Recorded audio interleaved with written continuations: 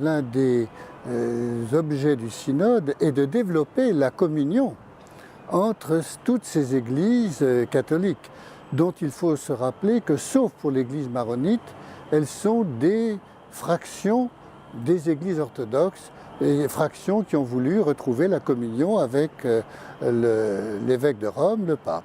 C'est l'un des objets du synode, favoriser et fortifier la communion entre toutes ces églises catholiques orientales pour qu'elles puissent témoigner de la foi dans ce monde difficile pour elles, et ce monde en majorité musulman. Et ça, je pense que le Saint-Père y insiste beaucoup, tant que ces églises marqueraient plutôt leur différence plutôt que leur communion, le témoignage qu'elles doivent rendre à l'héritage qu'elles ont reçu depuis les origines chrétiennes, car elles sont apostoliques au sens où elles datent de l'époque des apôtres, risquerait d'être diminué à cause de ce manque de communion entre elles.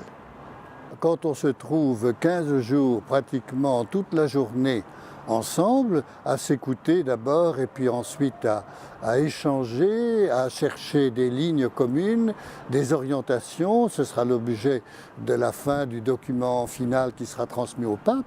Donc ça oblige à s'écouter et puis à trouver des points communs. L'orientation de la spiritualité orientale, par différence avec la spiritualité latine, elle est plus marquée sur le fait que le Christ s'est incarné pour favoriser la divinisation de l'homme. Selon un adage des pères de l'Église, le Fils de Dieu s'est fait homme pour que l'homme devienne Fils de Dieu.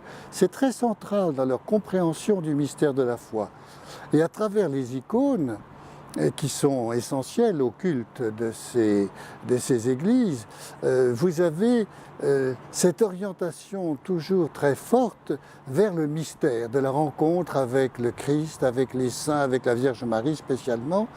Donc une spiritualité qui vous tire toujours vers le haut, comme le dit saint Paul, cherchez les choses d'en haut, là où est le Christ.